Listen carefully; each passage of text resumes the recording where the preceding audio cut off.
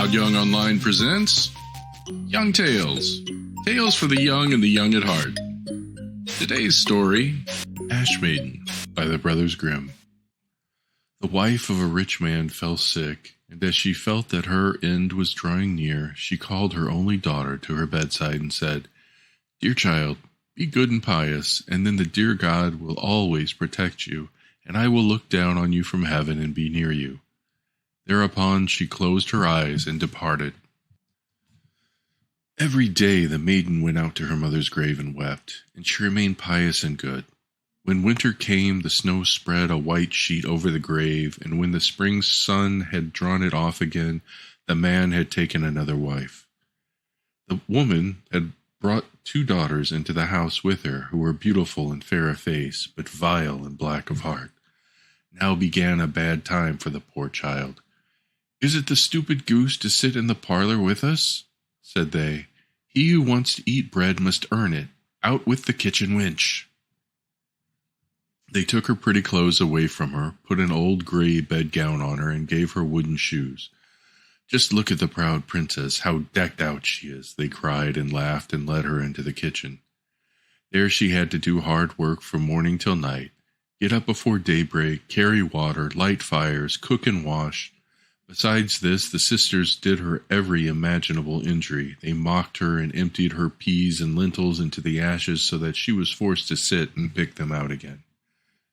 In the evening, when she had worked till she was weary, she had no bed to go to, but had to sleep by the fireside in the ashes.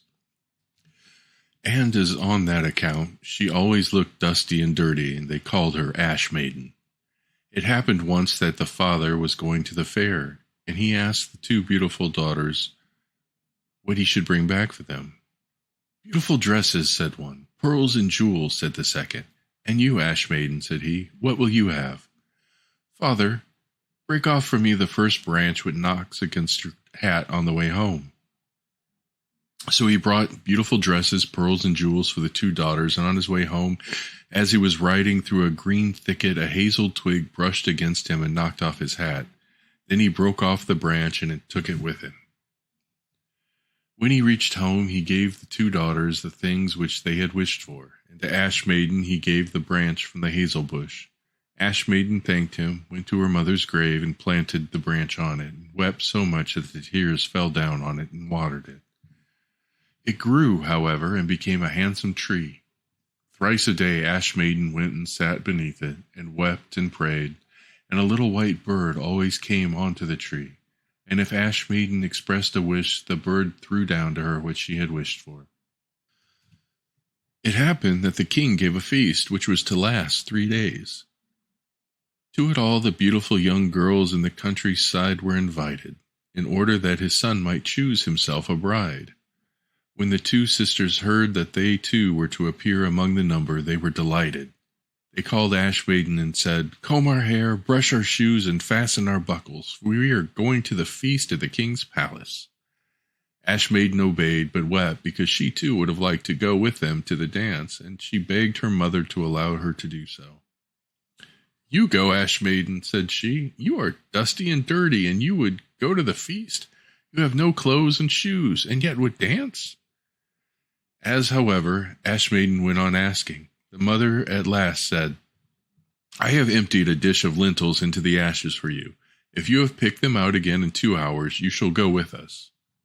The maiden went through the back door into the garden and called, "You tame pigeons, you turtle doves, and all you birds beneath the sky, come and help me to pick the good into the pot, the bad into the crop."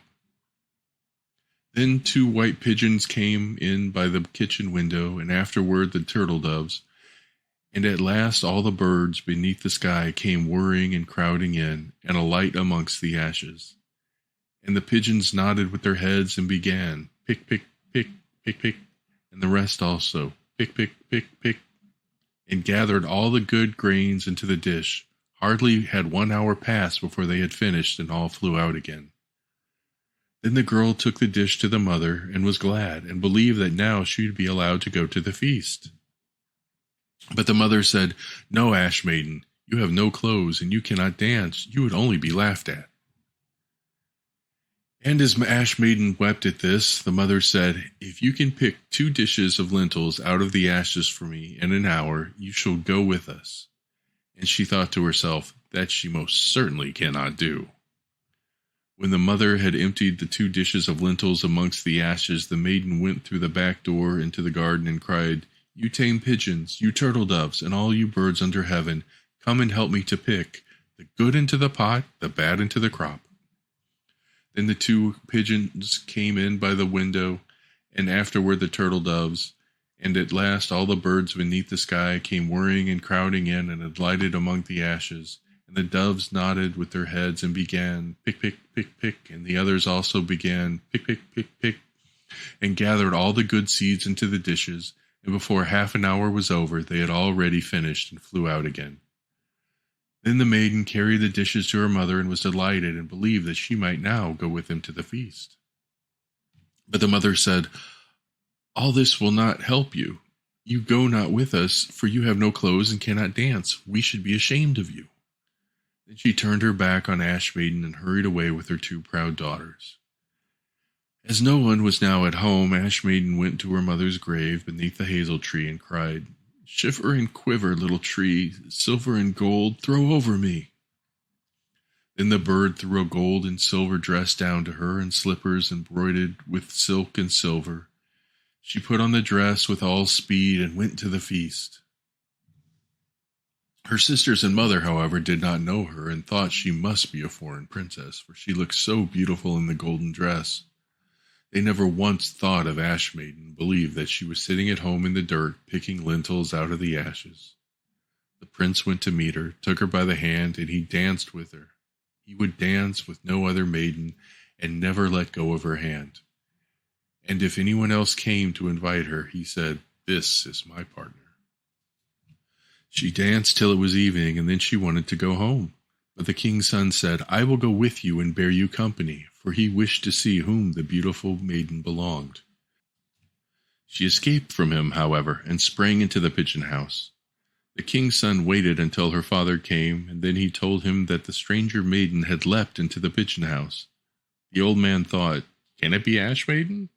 And they had to bring him an axe and a pickaxe that he might hew the pigeon house to pieces, but no one was inside it. And when they got home, Ash Maiden lay in her dirty clothes among the ashes, and a dim little oil lamp was burning on the mantelpiece. For Ash Maiden had jumped quickly down from the back of the pigeon house, and had run to the little hazel tree. There she had taken off her beautiful clothes and laid them on the grave, and the bird had taken them away again. Then she had placed herself in the kitchen amongst the ashes in her grey gown.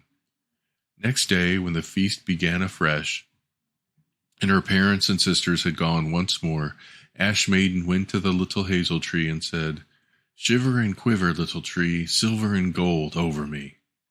Then the little bird threw down a much more beautiful dress than on the preceding day, and when Ash Maiden appeared at the feast in this dress, everyone was astonished at her beauty.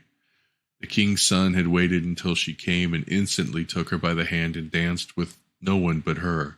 When others came and invited her, he said, "She is my partner." When evening arrived, she wished to leave, and the king's son followed her and wanted to see into which house she went. But she sprang away from him and into the garden behind the house. Therein stood a beautiful tall tree on which hung the most magnificent pears. She clambered like a squirrel so nimbly between the branches that the king's son did not know where she had gone. He waited until her father came and said to him, "The stranger maiden has escaped from me, and I believe she has climbed up the pear tree." The father thought, "Can it be Ash Maiden?" and had an axe brought and cut the tree down, but no one was on it. And when they got into the kitchen, Ash Maiden lay there amongst the ashes, as usual, for she had jumped down on the other side of the tree, and had taken the beautiful dress to the bird on the little hazel tree, and had put on her grey gown. On the third day, when the parents and sisters had gone away, Ash Maiden once more went to the mother's grave, and said to the little tree, "Shiver and quiver, little tree, silver and gold throw over me." And now the bird threw down her a dress which was much more splendid and magnificent than any she had had, and the slippers were golden. And when she went to the feast in the dress, no one knew how to speak for astonishment. The king's son danced with her only, and if anyone invited her to dance, he said, "She is my partner." When evening came, Ash Maiden wished to leave, and the king's son was anxious to go with her, but she escaped from him so quickly that he could not follow. The king's son, however, had caused the whole staircase to be smeared with pitch, and there, when she ran down, had the maiden's left slipper remained sticking. The king's son picked it up, and it was small and dainty and all golden. The next morning he went with it to the father, and said to him, "No one shall be my wife but she whose foot this golden slipper fits." Then there were the two sisters glad, for they had pretty feet. The eldest went with the shoe into her room and wanted to try it on, and her mother stood by. But she could not get her big toe into it, for the shoe was too small for her. Then her mother gave her a knife and said, "Cut the toe off. When you are queen, you will have no more need to go on foot." The maiden cut the toe off, forced the foot into the shoe, swallowed the pain, and went out to the king's son. Then he took her on his horse as his bride and rode away with her. They were, however, obliged to pass the grave, and there on the hazel tree sat the two pigeons and cried, turn and peep, there's blood within the shoe. The shoe, it is too small for her, the true bride waits for you." Then he looked at her foot and saw how the blood was streaming from it. He turned his horse around and took the false bride home again and said she was not the true one, and that the other sister was to put the shoe on. Then this one went into her chamber and got her toe safely into the shoe, but her heel was too large. So her mother gave her a knife and said, "Cut a bit off your heel. When you are queen, you will have no more need to go on foot." The maiden cut a bit off her heel, forced her foot into the shoe, swallowed the pain, and went out to the king's son. He took her on his horse as his bride and rode away with her.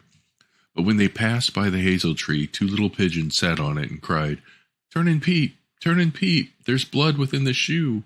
The shoe, it is too small for her. The true bride waits for you." He looked down at her foot and saw how the blood was running out of her shoe, and how it stained her white stocking. Then he turned his horse and took the false bride home again. "This also is not the right one," he said. "Have you no other daughter?" "No," said the man. "There is only a little stunted kitchen girl which my late wife left behind her, but she cannot possibly be the bride." The king's son said he was to send her to him, but the mother answered, "Oh no, she is much too dirty. She cannot show herself." He insisted on it, and Ash Maiden had to be called. She first washed her hands and face clean, and then went and bowed down before the king's son, who gave her the golden shoe. Then she seated herself on a stool, drew her foot out of the heavy wooden shoe, and put it into the slipper, which fitted it like a glove. And when she rose up and the king's son looked at her face, he recognized the beautiful maiden who he had danced with, and cried, "This is the true bride." The mother and two sisters were terrified and became pale with rage. He, however, took Ash Maiden on his horse and rode away with her, and as they passed by the hazel tree, the two doves cried, turn and peep, no blood is in the shoe.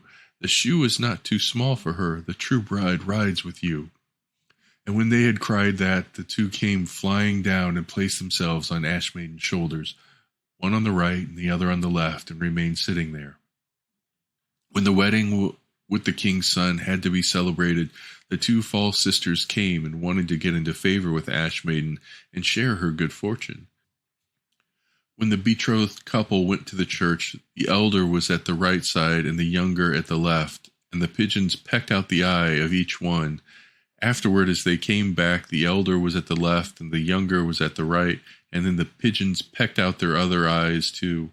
And thus, for their wickedness and falsehood, they were punished with blindness as long as they lived. The end. Young Tales is produced and narrated by Todd Young from Todd Young Online. If you enjoyed this, please like and subscribe and join us next time for another story. Thank you for your support.